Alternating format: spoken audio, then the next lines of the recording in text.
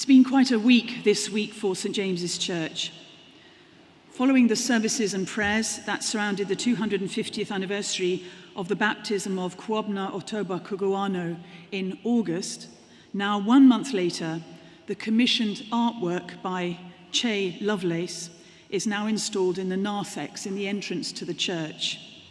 It's a permanent commission, and so our hope in conviction is that these paintings will be here, amplifying the life and voice of Otoba Kuguano long after everyone here in this congregation is gone.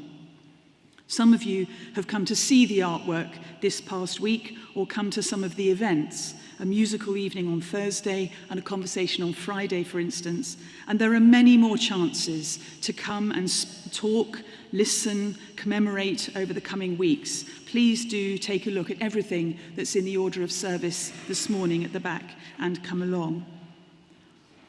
And the life and witness and legacy of Kwabna Otoba Kuguano has been reported this week in Ghana, in the Caribbean, and in the UK, and in the US. You'll have heard me say before that Jesus is perhaps less a storyteller, more a playwright. He writes little one-act plays that are provocative, vivid, that turn assumptions upside down in what are called parables. Parables are a tool for teaching, and the Gospels are full of them. And the one we heard this morning bears a lot of reflection. So we're going to dive into it and see where it takes us for today's living. We've just heard it from Matthew's Gospel. Jesus tells this story. The owner of a vineyard hires some workers first thing in the morning for the day. They agree a price and start work. The owner goes out again at 9 a.m., at noon, at 3 and 5, and each time he hires some more. They all then work until the evening, till around 6. Then the owner says to his manager, well, pay them all at the end of the day, starting with the ones who were hired at 5 o'clock.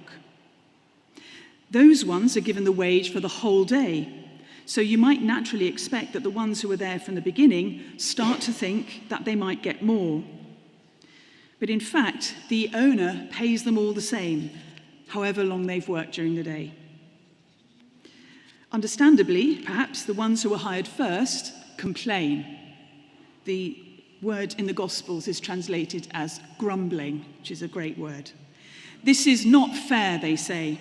We worked all day and through the heat of the day, what's more. They only worked 1 hour in the cool of the evening and they got the same as us. Fair enough, you might think.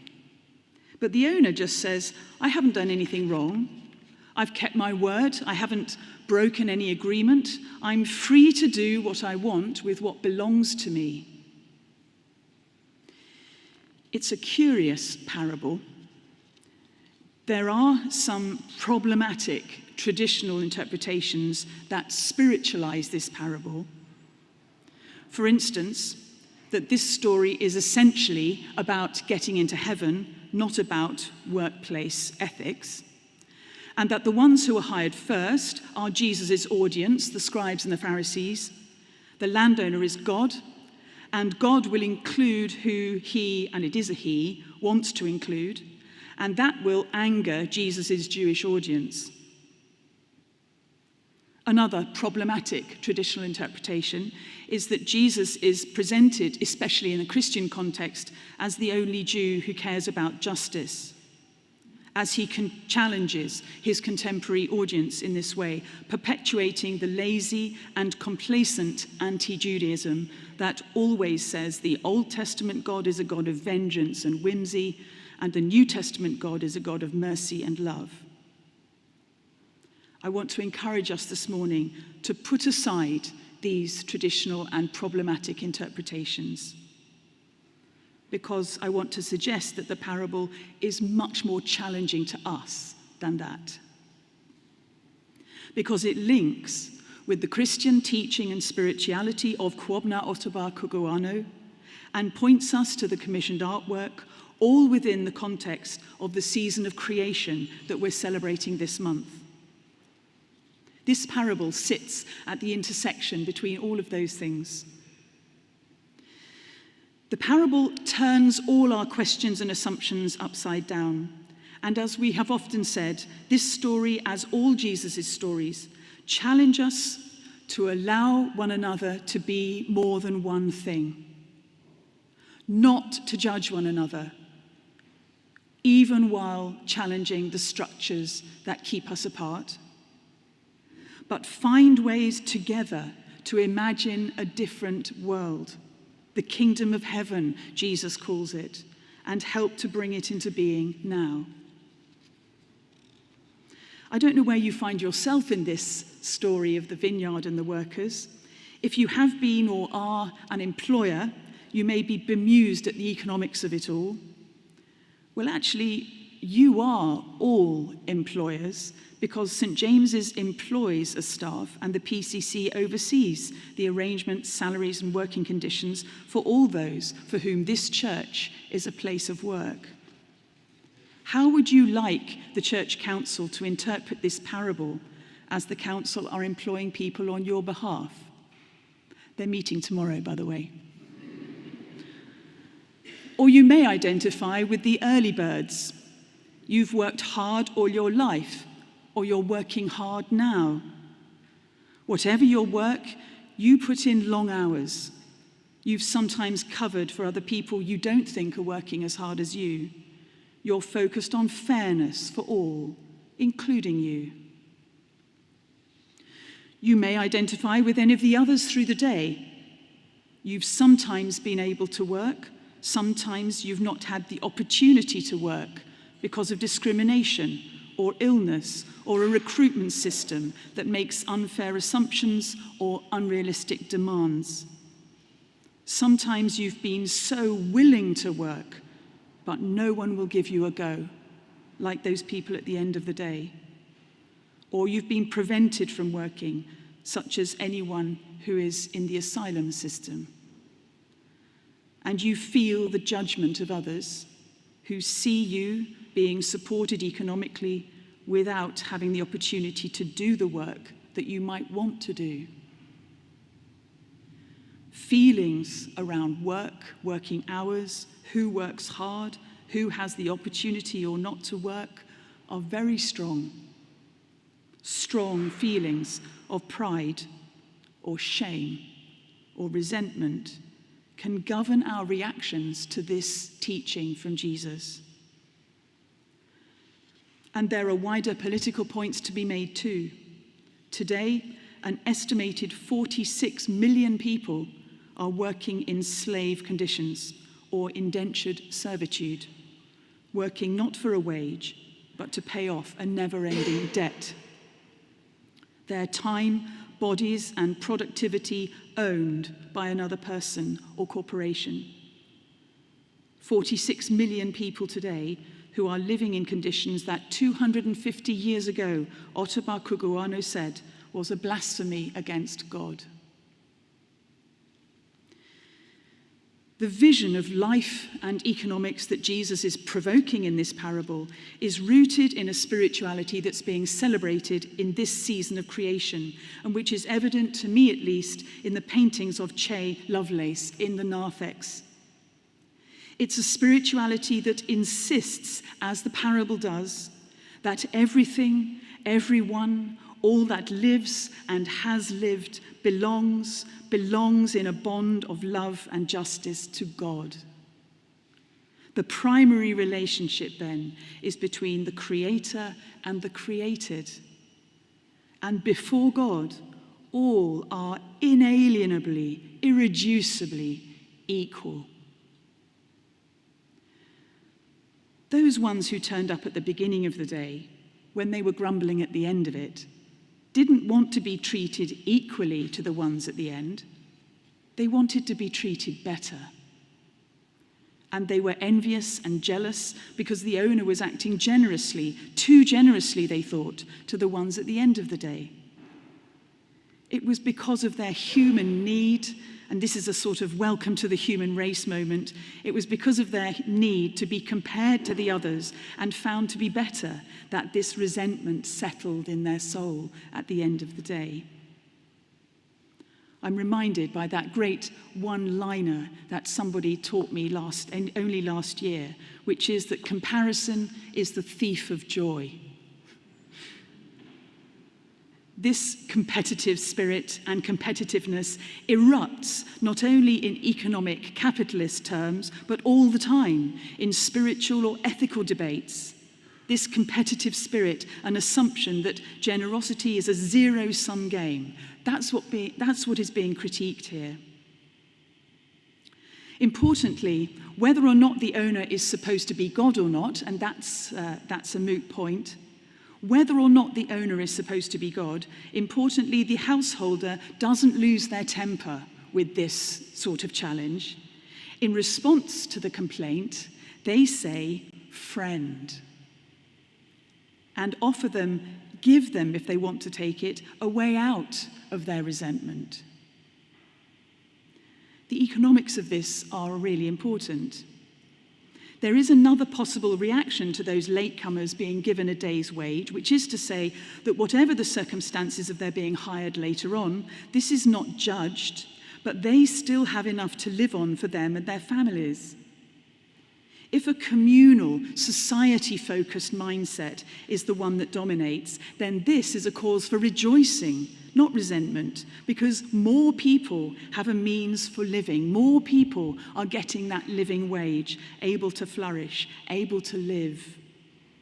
It's a decision we take as human beings to focus on the generosity and not get hung up on the fairness or otherwise of it all. And this is where Che's work, Cugoano's spirituality, and the season of creation come in. As you pass by the 4 paintings, you'll see they're called the river, passage, spirit, and finally, the vision of the birds.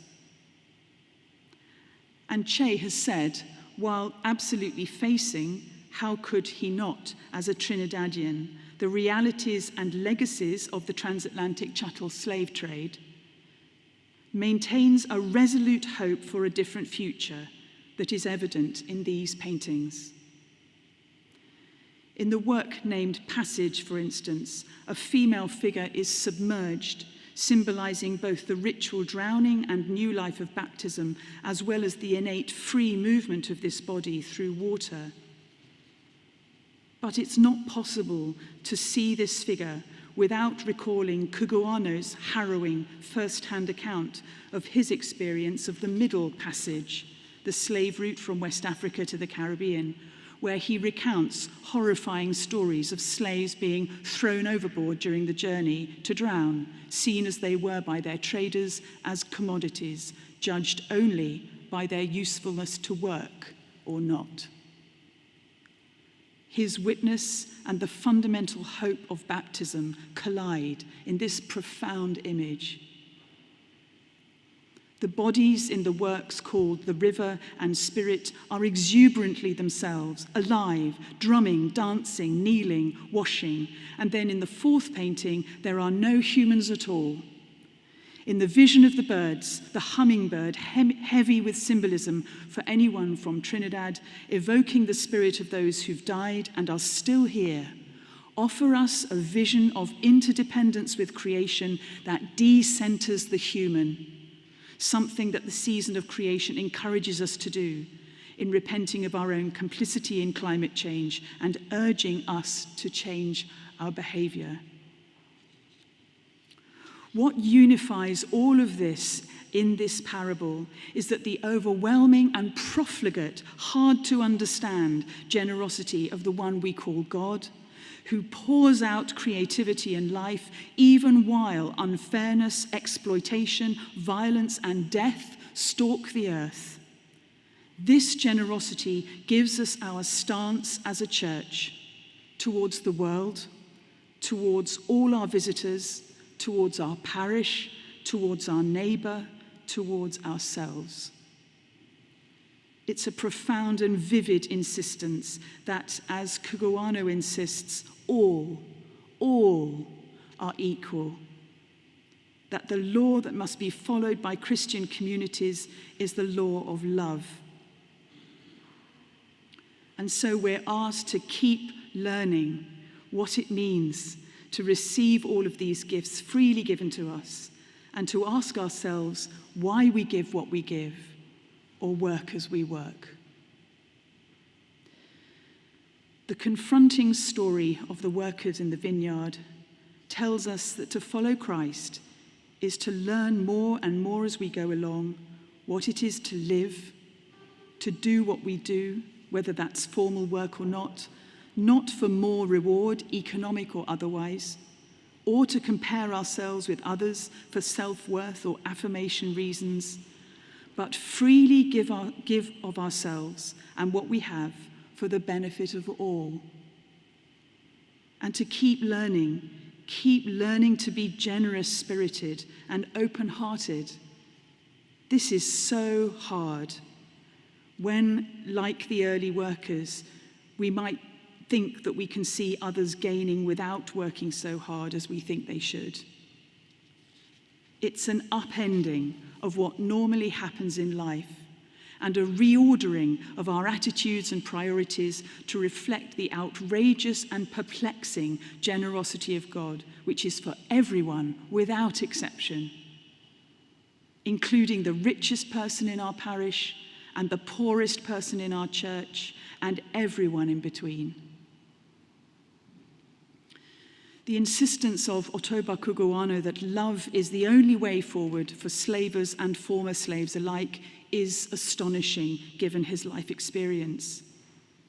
But that is what he says in his book.